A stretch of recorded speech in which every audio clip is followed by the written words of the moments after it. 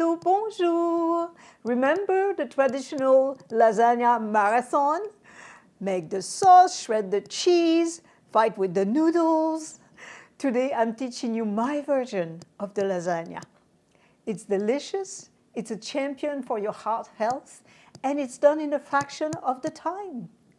No stove, no sticky noodle, just pure nutrition.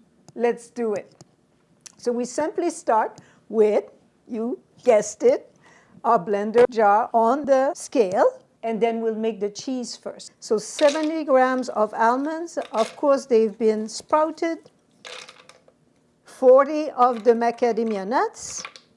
You can do all almonds if you like, and then we add water first, 60 grams. So we are now at 170. We add 24 grams of lemon juice, so 194. And we add a quarter teaspoon of salt, half a teaspoon of nutritional yeast, and we blend.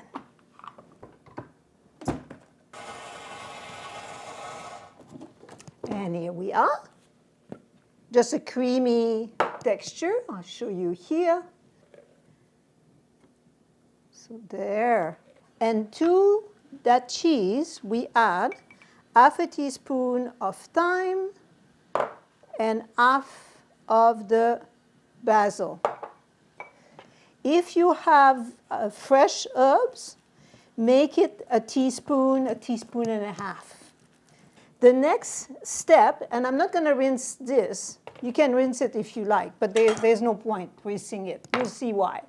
The next one is the marinara sauce. And I'm putting all my ingredients here. As you know, it's just faster when we do it this way. There, they're all in line. We're ready to start? Let's do it. 140 grams of tomatoes.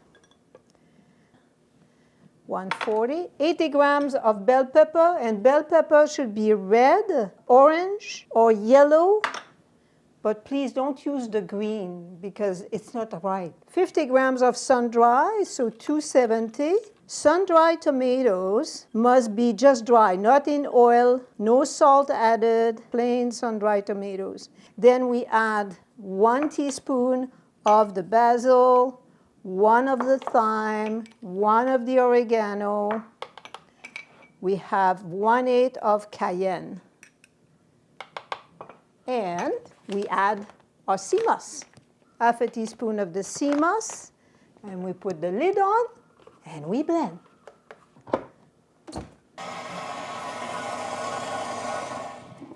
And there we are. And we'll put our tomato sauce here in this one. The next step, to make the noodles, you need a Mandoline. I suggest that you have this one here. It's made by OXO, but it has this leg here. It's safer than you holding with one hand and doing the noodle with the other hand. I set it at just a little past 1/8, and I'll show you what the noodle looks like. But first, I will measure the size of my noodle so that when I slice them, so I'm measuring so I don't have to cut the length after. It's cut at this one time. The recipe that you have is for a larger dish like this. This is 8 by 6. It could be 9 by 6, but I'm doing a half one. So that's why I'm using a smaller dish. And you put a paper towel at the bottom to collect the juice because there is quite a water content into the zucchini, right? Okay, so we take our Mandoline. The first one is harder, but then the next one will be easier. Okay, so now that I'll do a few more, and I'll show you. When you do the noodles, they're just like this. It's like a ribbon. So not too thick, but not too thin either, okay? And continue. I'm not using a guard. I've been doing that for many years, but use the guard. If you prefer, absolutely. Go. And Then you pile them up because they'll be easier to take after, and you'll see why in a minute. And so now what we do, we start with putting a layer at the bottom. You overlap by about no more than ½ an inch, okay? And then we start with putting the tomato sauce at the bottom.